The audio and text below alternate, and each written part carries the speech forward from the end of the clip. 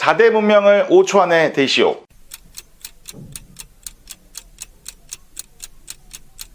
역사 좀 아시는 분들이라면 바로 정답을 외치실 수 있을 겁니다. 나일 문명, 메소포타미아 문명, 이집트 문명, 황하 문명. 하지만 제 정답은 땡입니다. 정답은 4대 문명은 없다예요.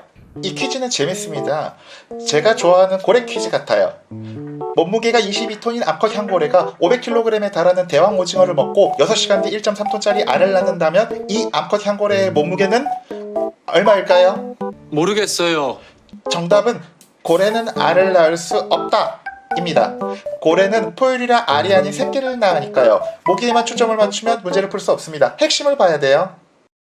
4대 문명 기원론은 20세기 제국주의 국가에서 나온 어두운 역사의 잔재 중 하나라는 이야기는 역사 좀 아시는 분들이라면 한 번쯤 들어보셨을 겁니다. 하지만 여전히 대부분의 세계사 책에서는 과거의 틀에서 벗어나지 못한 채 역사를 서술하고 있죠. 물론 이렇게 말하는 저 또한 아직 배움이 부족해서 과거의 틀을 중심으로 여러분께 얕은 역사, 과거의 틀에 얽매인 역사를 전달하고 있는 게 항상 마음에 걸렸습니다. 최근에 그 책을 한 권, 2권 소개를 받았습니다. 역사학자 숭룽지 박사가 지은 신세계사입니다. 모든 지역에, 특히 이제 모든 시대를 다루는 걸 통사라고 하는데, 이게 이제 어떻게 보면 3권짜리 세계사 통사 시리즈예요. 2020년 초에 번역본, 한국어 번역본 1편이 출간이 됐고요. 그리고 2022년 6월에 2편이 출간이 됐죠. 얼마 안 됐습니다.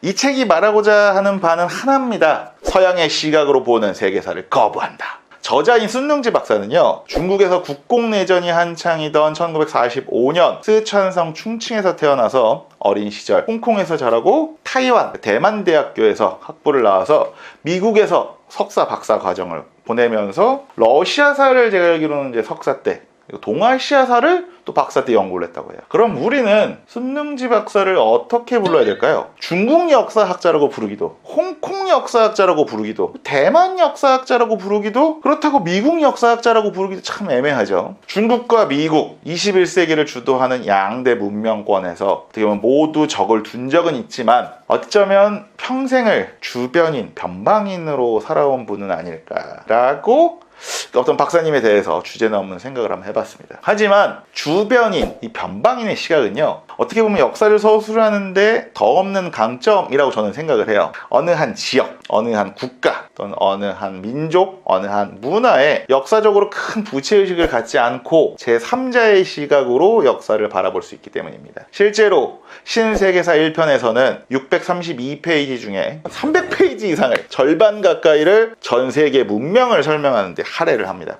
인도, 중국, 라틴 아메리카인 중남미, 오세아니아, 중동 지역, 그리고 에게해, 그리스 문명까지. 이렇게 각 지역의 고대 문명을 다 설명하고 나서 11장 정도에 가서야 철기 시대 얘기가 나오고요. 12장에 가서야 이제 페르시아 제국 이야기가 나옵니다. 최근에 출간된 2편도 그 구조는 굉장히 비슷합니다. 책 한 권에 600페이지, 책 2권에 1200페이지가 넘기 때문에 이 책들에 있는 모든 내용을 제가 짧은 시간에 다 아는 척하는 건 무리라고 생각을 해요. 하지만 이 숭룽지 박사가 말하고자 하려는 바로 그것, 서양의 시각으로 보는 세계사를 거부한다 라는 시각에 맞는 다양한 역사 서술 중에 일부를 제가 발췌해서 소개하는 영상을 한번 만들어 보려고 해요. 알렉산더의 동방원정과 미륵불 신앙의 관련성, 그리고 로마와 한나라의 평행 이론, 그리고 이슬람 르네상스 와 어떤 그 세대 교체 등등에 대해서 함께 알아보시죠.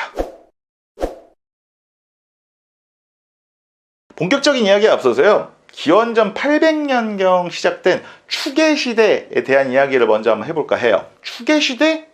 나름 유명한 말이죠. 독일의 철학자인 칼 야스퍼스가 만든 표현이에요. 기원전 8세기부터 기원전 3세기까지 중국이나 그리스나 인도나 페르시아 등지에서 새로운 사상과 철학이 어떻게 보면 그 각 지역의 직접적인 문화 교류 없이 이제 발생했다라는 주장이죠. 대표적으로 이제 그 페르시아의 조로아스터교라든지 인도의 후기 베다 또는 이제 불교, 그리고 중국의 제자백가의 사상, 그리고 고대 그리스의 인문 철학 등등이 해당이 되겠죠. 이때부터 인류의 역사가 신화의 시대를 끝내고 한 단계 좀 더 업그레이드된 철학과 종교의 시대로 이제 넘어가죠. 또한 이 칼 야스퍼스가 주장한 이 추계 시대라는 것은 예수의 강림, 예수의 등장을 세계사의 축으로 보는 어떤 기독교 중심론에서 벗어나게 해주는 개념이기도 합니다. 그런데 여기에서 순농지는 한 발 더 나아가서요. 알렉산더의 동방 원정 이후의 시대를 소축의 시대라고 명명해요. 그러니까 소빙하기처럼 첫 번째 큰 줄기의 축의 시대가 나온 그때 나왔던 정신적인 산물들이 알렉산더의 동방 원정 이후에 또 다른 흐름과 물결을 만들어내서 유행시켰다라는 주장입니다. 자, 이게 무슨 소리냐? 바로 구세주형 종교가 이제 탄생해서 유행했다라는 이야기예요. 제우스, 헤라클레스 등등의 영웅을 숭배하는 그리스 문명권의 군주인 알렉산드로스가 전제군주제라든지 신권이 강조되는 동방 제국들을 정복을 하면서 어떤 신의 현신이다, 그리고 구세주 개념이다, 이런 것들이 어떻게 만들어지고 유행했다는 거죠. 실제로 알렉산더가 죽은 이후에 그 디아도코이 시대의 헬레니즘 왕들의 호칭에는 소테르, 에피파네스, 데오스 등등의 신에 가까운 존칭들이 자주 등장을 합니다. 이런 구세주 개념의 유행이 나 스스로의 수양을 강조하는 어떤 원시불교에서 중생을 구제하는 미륵불 신앙, 미륵 숭배로 어떻게 보면 변모하게 했고, 메시아를 기다리는 히브리인들만의 유대교가 플라톤 철학에도 영향을 받은 어떤 대중의 구원을 목표로 하는 기독교가 탄생하고 성장할 수 있었던 계기가 되었다고 합니다. 흥미롭죠? 순농지는 고대 제국의 양대 산맥이라고 불리는 로마 제국과 한나라 제국을 치열하게 비교하고 연결 지으려고 노력을 해요. 우선 중국 한나라의 장건이 서역, 서쪽 중앙아시아 지역과의 무역로를 개척을 하면서 중국은 불교, 특히 중생, 대중구제가 중심인 대승불교를 이제 수용할 수 있었고요. 그리고 소축의 시대에 영향을 받게 됩니다. 그 전까지는 영향을 받지 못했는데, 그리고 이 로마와 한나라는 모두 거대한 지역, 수많은 민족들과 사람들을 하나의 문화권으로 흡수한 제국으로 성장을 하죠. 그러나 어떻게 보면 다양한 제후국들을 군사적으로 평정을 하고 천하를 통일했던 중국의 진나라와 한나라 제국과 시민권의 어떻게 보면 확대로 영역을 확장시킨, 그리고 공화정이라는 무거운 짐을 짊어진 지중해 로마 제국은 근본적으로 다를 수밖에 없었다라고 합니다. 근데 여기서 이제 제가 주목하고자 한 게 바로 희한하게 공통점이 있다는 거예요. 첫 번째는 서로를 부르는 호칭이 비슷했대요. 그 실크로드, 그러니까 중앙유라시아의 무역로인 그 비단길을 통해서 간접적으로 교류했던 두 나라가 서로를 부를 때 굉장히 비슷하게 불렀다고 합니다. 중국은 로마를 대진이라고 불렀고요. 로마에서는 중국을 진인, 그러니까 치나 또는 차이니스라고 불렀죠. 이 순농지 박사는 둘 다 상대방을 자기 자신의 어떤 그림자로 여긴 듯하다 라면서 흥미로워합니다. 그리고 두 번째 공통점은 바로 멸망 과정입니다. 중국의 한나라와 지중해 로마는요, 모두 흉노계 유목민족에 의해 분열되고 멸망합니다. 유라시아 대륙 동서에 있던 두 제국은 기원전 2세기부터 기원 후 2세기까지 나름의 성장을 거두지만 결국 기원 후 3세기 이후부터 안팎으로 위기를 겪어요. 결국 중국의 한나라, 그리고 이제 그걸 어떻게 보면 잇는 위나라와 진나라는 4세기 초에 5 이민족의 침입을 받으면서 통일 왕조 시대가 끝나고요. 그리고 지중해 로마, 특히 동서로 분열된 이후의 서로마는 5세기에 훈족의 침입으로 어떤 그로 인한 나비 효과로 한 시대를 마무리 짓게 됩니다. 중국 북쪽에 있는 몽골 초원에 어떻게 보면 유목제국의 하나의 모델을 만들고, 그리고 그 일파의 후손들이 서쪽으로 가서 로마 제국의 멸망에 영향을 미치고, 또 다른 일파의 후손들은 중앙아시아로 가서 이란의 사산조 페르시아라든지 북인도의 굽타 제국을 위협했던 그 흉노, 이 흉노는 하나의 시대이자 그 시대를 호령했던 패자, 그리고 고대 세계의 장의사라고 이 책에서는 불리게 되죠. 이 책에서 굉장히 흥미로운 부분은요, 중동, 인도, 아프리카 등등 중국 중심의 동양사라든지 유럽 중심의 서양사 그 바깥의 지역에 관한 서술이 굉장히 많다라는 겁니다. 1권 16개 장이 있는데 그 중에 한 절반 가까이, 2권의 13개 장 중에 5개 장이 제3지역의 세계사를 서술하는데 할애가 됩니다. 그런데 막상 이제 저희 같은 일반인들한테는 조금 이제 거리감이 느껴지는 역사기도 하죠. 그래서 마지막으로 중동 이야기를 간단하게 하면서 마무리를 지으려고 합니다. 나일강 유역부터 메소포타미아 지역까지 흔히 중동이라고 묶이는 지역을 보통 세계사 책에서는 그냥 농경지역 중심으로 서술을 하고는 해요. 나일강 유역, 그리고 두 강, 유프라테스강, 티그리스강 유역에서 도시국가를 만든. 하지만 이 지역은 농경민과 유목민의 교류로 형성된 지역이라고 해요.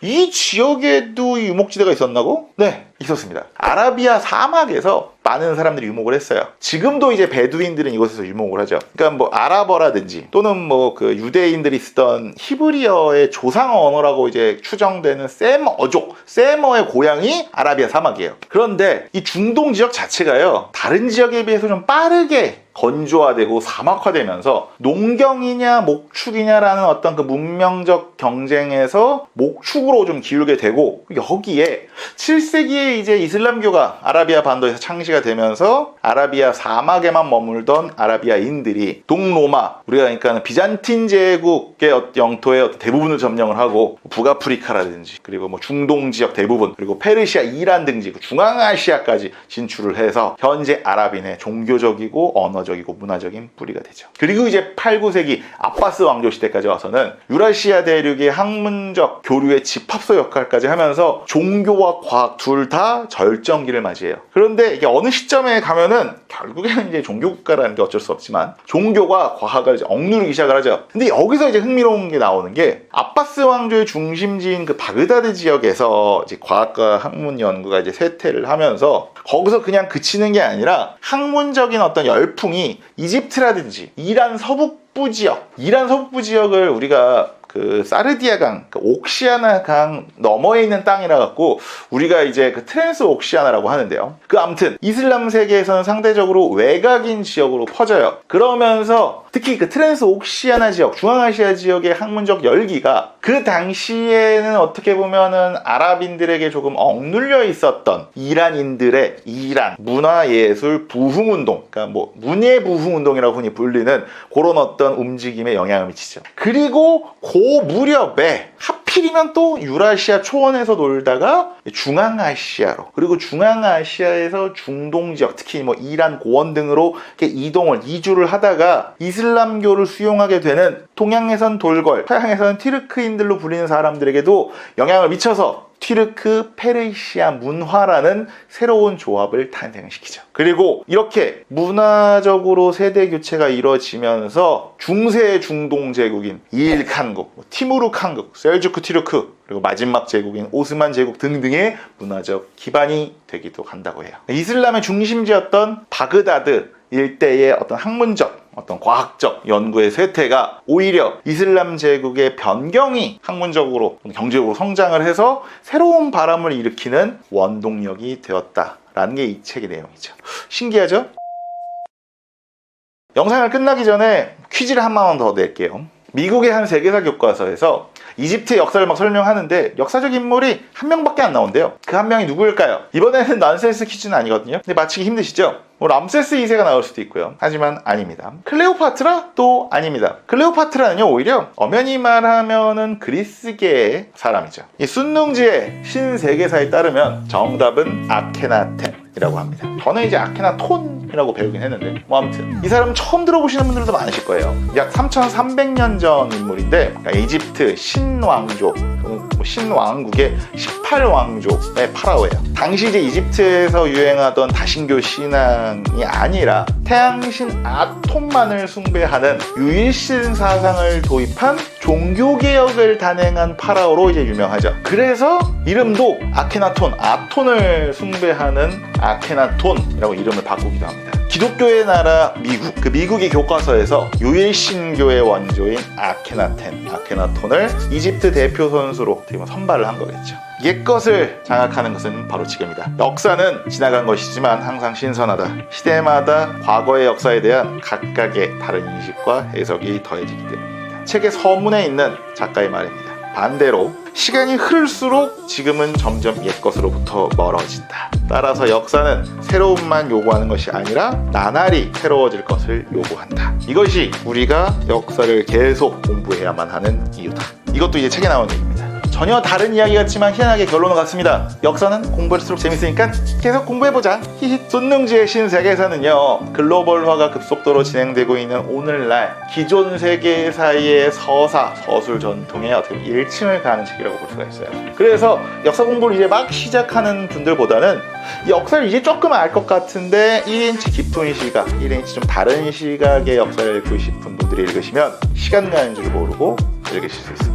오죽하면 진화생물학자인 최재천 교수가 추천사에서 동서고금은 물론 5대양 6대지를 마구 넘나드는 아찔한 롤러코스터 역사 여행이 시작된다. 반드시 메모장을 겸비하고 여행을 떠나기 바란다 라고 이야기를 하셨겠습니다. 저도 솔직히 이 1200페이지가 넘는 책 2권을 아직 다 읽지는 못했습니다. 근데 틈날 때마다 읽으면서 여기 역사를 이렇게도 볼 수가 있구나 라고 감탄하는 중입니다. 치밀한 고증을 통한 세심한 분석과 대담한 가설, 그리고 도전적이고 논쟁을 불러일으킬 만한 견해들, 그리고 더 깊은 연구가 필요한 수많은 사실들로 채워진 신세계사. 역사에 관심이 높은 두강생 여러분들도 이 신세계사를 읽으시면서 사유 영토를 더 확장하실 수 있기를 바라겠습니다.